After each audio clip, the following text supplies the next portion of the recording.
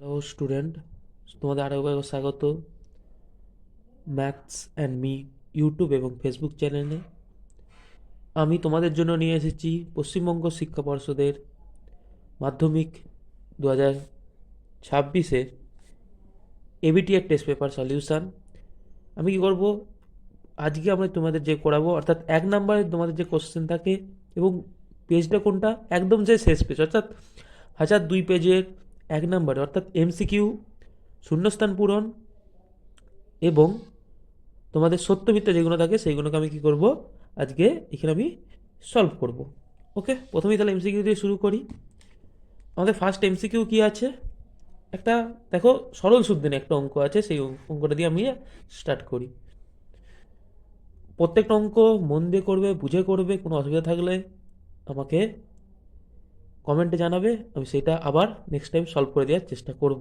কি বলেছে, first question বলেছে X% বার্ষিক সরল সুদের হারে কোনো মূলধন কি বলছে, এক্স বছরের সুদ কত হচ্ছে, এক্স টাকা। তাহলে মূলধনের পরিমাণটা কত? আমরা সরল সুদের ফর্মুলা কি জানি? সরল সুদ পি সমান কি হয়, সরল সুদ আই সমান হয় P/100, অর্থাৎ যেখানে পিটা কি হচ্ছে মূলধন, পি হলো মূলধন বা আসল যেটাকে আমরা বলি, আর সুদের হার, আর টি হলো সময়, আর আইটা কি, সুদ। তা আমাকে কী কী বলে দিচ্ছে, এখানে পিটা তোমাকে বের করতে হবে, ফাইন করার জায়গায় ইটা।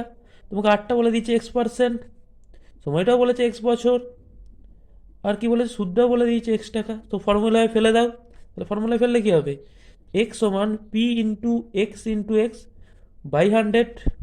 সো আমাকে কাকে ফাইন্ড করতে হবে, পি এর ভ্যালুটা ফাইন্ড করতে হবে। তাহলে পি সমান কী হবে, 100x বাই x, এই দুটো এক্স কী হলো, এই নিচে চলে এলো, আর 100টা কোনাকুনি গুণ হয়ে গেল। তাহলে এক্স একটা কালেক্ট করতে হবে, পড়ে থাকছে 100/x। মূলধন বা আসলে পরিমাণ কত, 100x। সো কারেক্ট অপশন কি, option C. Next question, clear? সবাই বুঝতে পেরেছো? এবার নেক্সট কোয়েশ্চেন আমরা সলিউশনে আসি। নেক্সট কোয়েশ্চেন আমাদের কী দিচ্ছে, আরও একটা ইন্টারেস্টিং কোয়েশ্চেন, আরও একটা ভালো কোয়েশ্চেন। কিন্তু কী বলবো, খুব কম সময়ের একটা কোয়েশ্চেন। কিছু জিনিস আমাদের এখানে যদি জানা থাকে, আমরা খুব সহজেই করতে পারবো। কি বলেছে, আমাকে দেখো একটা এখানে দ্বিঘাত সমীকরণ দিয়েছে, আর দ্বিঘাত সমীকরণ এই যে জিনিসটা দিয়েছে, অর্থাৎ A ≠ 0, অর্থাৎ স্কোয়ার যুক্ত এটা, তার কি হবে, তার কি হবে, সহগটা সর্বদা ≠0 হতে হবে। যদি ≠0 না হয়, সেটা কোনোদিন দ্বিঘাত সমীকরণ হবে না, সেটা তোমরা সবাই জানো। এবার কি বলেছে, দ্বিঘাত সমীকরণে বীজদ্বয় কি হবে, সমান হবে।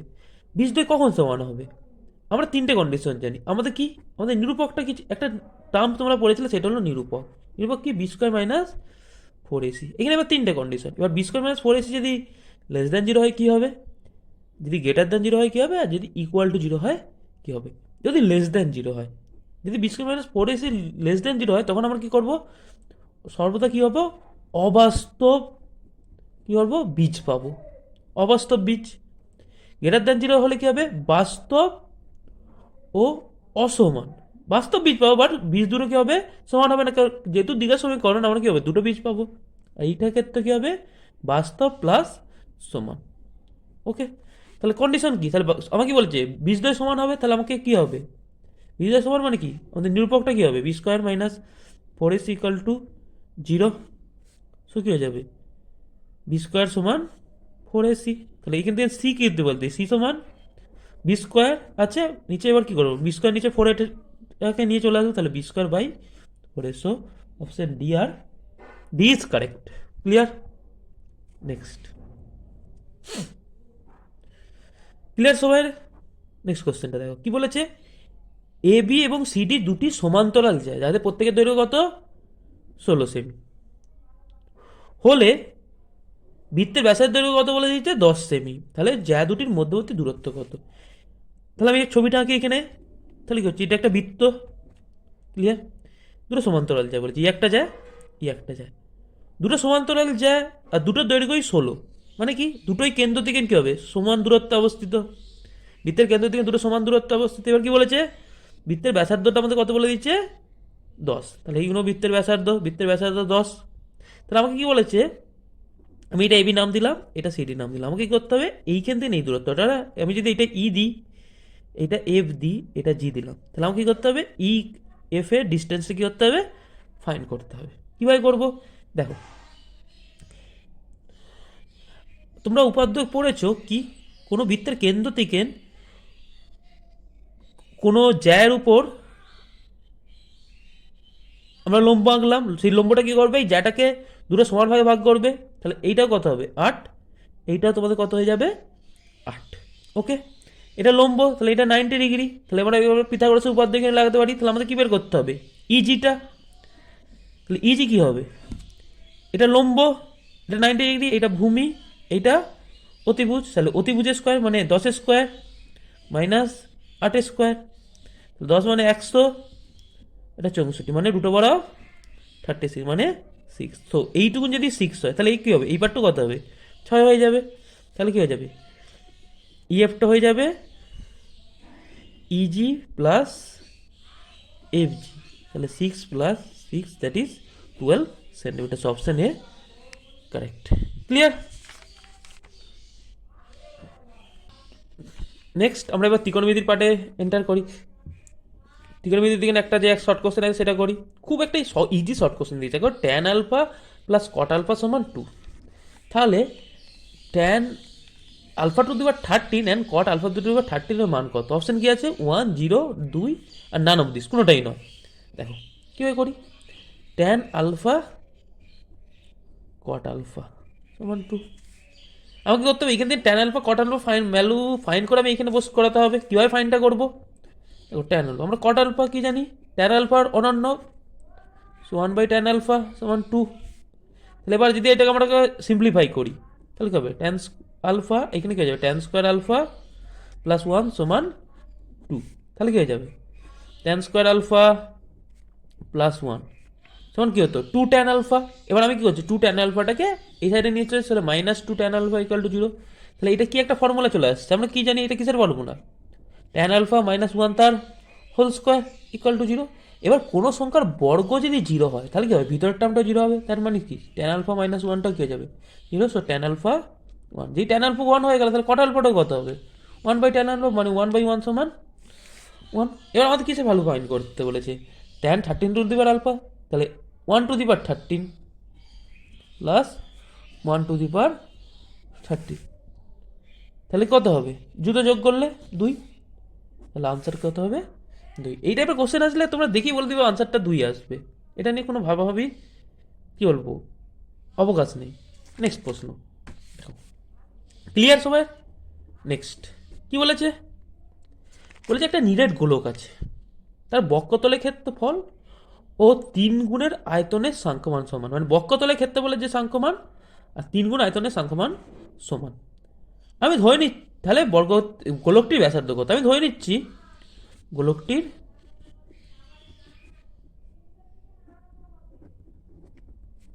রেডিয়াস বা ব্যাসার্ধ আর ইউনিট বা আর একক। ওকে, তাহলে গোলকটির বক্ষতলের ক্ষেত্রফল কত হবে,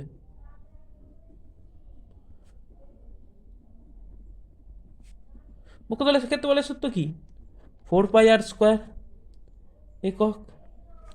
আর গোলকের আয়তন এর সূত্র, আয়তনের ফর্মুলা কি, আয়তন কত হবে তাহলে এইখান থেকে 4/3 পাই আর কিউব, সরি এটা বর্গ একক হতো, এটা ঘন একক। এবার কি বলেছে সাংখ্যমান সমান, তাহলে এখানে ইউনিট তো কোনো ফ্যাক্টর করবে না, বলেছে এই যে সাংখ্যমানটা এর 3 গুণের সঙ্গে সমান, মানে কি, তাহলে এখানে কি বলছে যে ফর্মুলা আমাদের যে কন্ডিশন দিয়েছে, বাই কন্ডিশন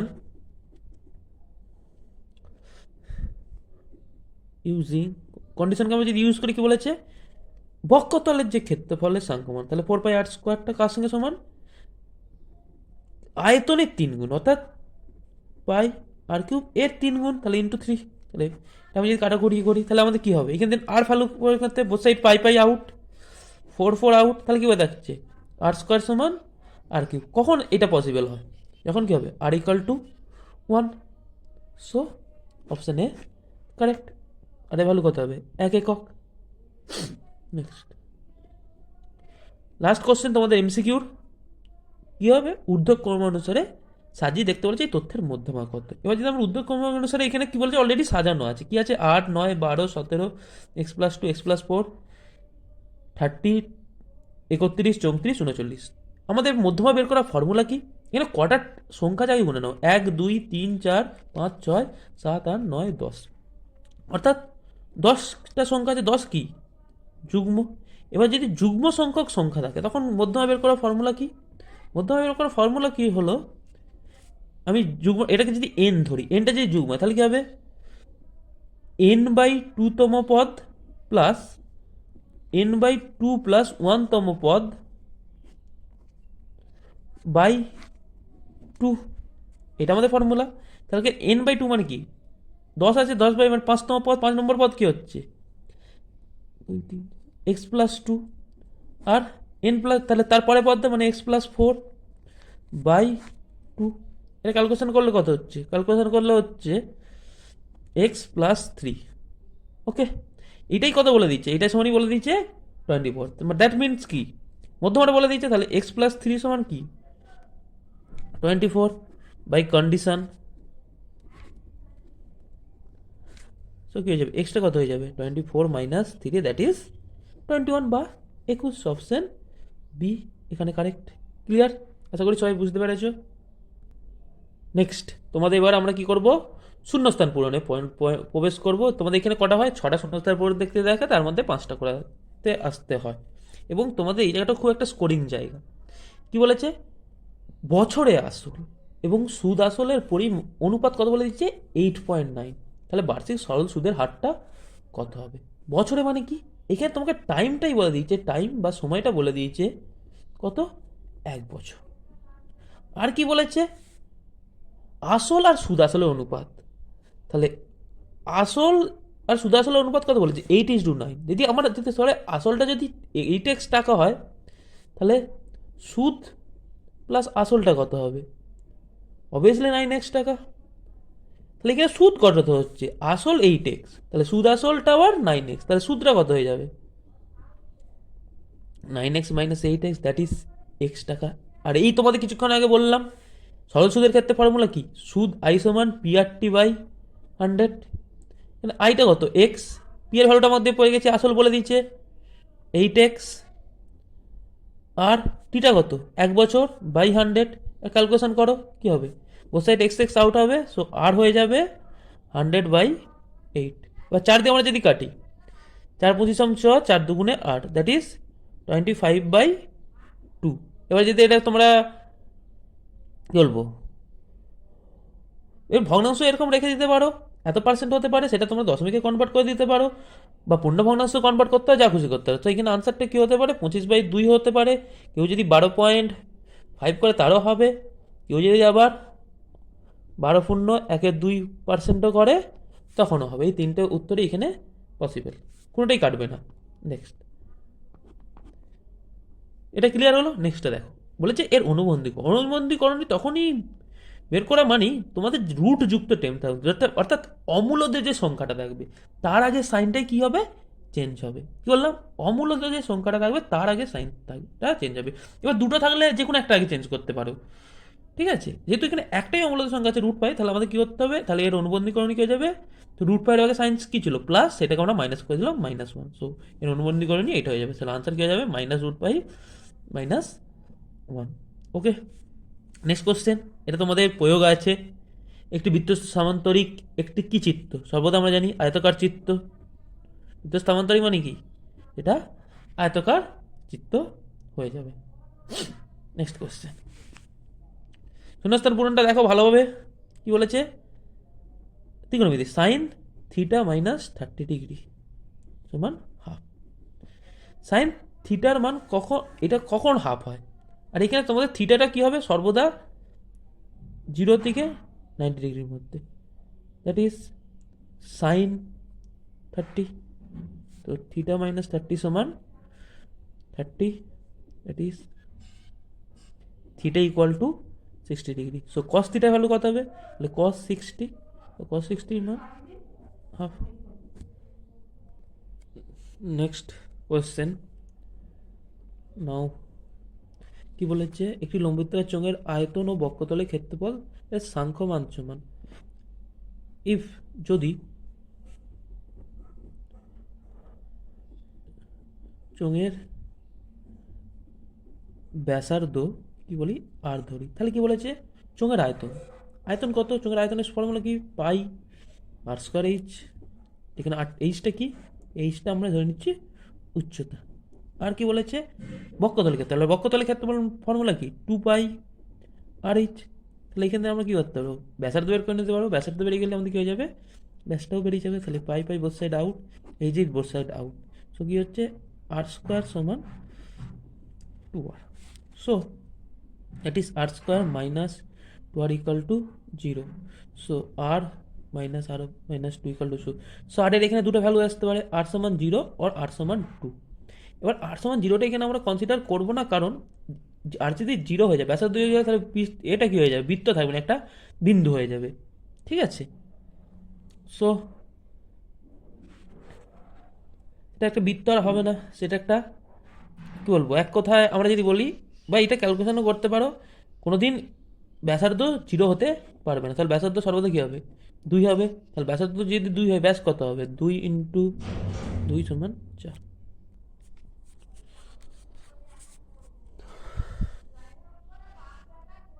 কি বলেছে, দুটি সর্বসম সদৃশ ত্রিভুজ সর্বদা সর্বসম। বা সদৃশ ত্রিভুজ মানে কি, যেসব ত্রিভুজের কি হয়, দুটো ত্রিভুজ পরস্পর সদৃশ কখন হবে, যখন তাদের পরস্পর তিনটে কোণ একে অপরের সঙ্গে কী হবে, সমান হয়। বাট আমাদের সদৃশতা প্রমাণ করতে গেলে আমাদের 4টে কন্ডিশন ছিল। কি ছিল, S S S, A S A, A S A S, এই তিনটে, তার সঙ্গে আরেকটা ছিল, মানে কি, ত্রিভুজ দুটো বিপরীত বাহুগুলো পরস্পর সমান হতে হবে, তিনটে বাহুর ক্ষেত্রেই হতে হবে, অথবা দুটো কোণ একটা বাহু, বা দুটো বাহু একটা কোণ, এই তিনটে কন্ডিশন ছিল। বাট তিনটে কোণই যে সমান হলে তাদের বাহুগুলো যে সমান হবে, সেটা গ্যারান্টিতে আমরা কোনো দিতে পারি না। তিনটে কোণ পরস্পর সমান, একে অপরের সঙ্গে সমান, তাহলে তাদের বাহুগুলো যে সমান হয় তার গ্যারান্টি আমরা কোনো দিতে পারি না। তেমনি দুটো কোণ একটা বাহুও দিতে পারি না। তাহলে এই তিনটে কন্ডিশনের মধ্যে আমরা কোনো কন্ডিশনে এখানে ইউটিলাইজ করতে পারবো না। দুটি সদৃশ্য ত্রিভুজ সর্বদা সর্বসম হবে না। সো এটাও কি হয়ে যাবে, মিথ্যা। ওকে, এটা একদম তো ইজি কোশ্চেন, বলছে cos 0 into cos 1 up to cos 90। আমরা কি জানি, cos 0 এর ভ্যালু 1 এবং cos 90 ভ্যালু 0। এবার cos 90 ভ্যালু 0, এবার 0-র সঙ্গে যদি কোনো টার্মই আমরা গুণ করি, সেটা অলওয়েজ কত দিবে, 0 দিবে, কোনোদিনই কি 1 দিবে না। সো এটাও কি হয়ে যাবে, মিথ্যা, this is wrong. Okay, clear.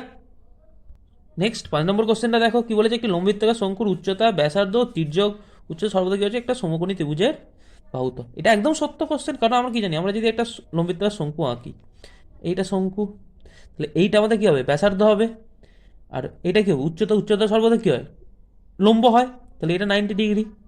তাহলে এইটা কি হচ্ছে, সমকোণী ত্রিভুজের আমরা যদি এটাকে ভূমি বলি, তাহলে এটা আমাদের উচ্চতা, আর এটা কি, অতিভুজ।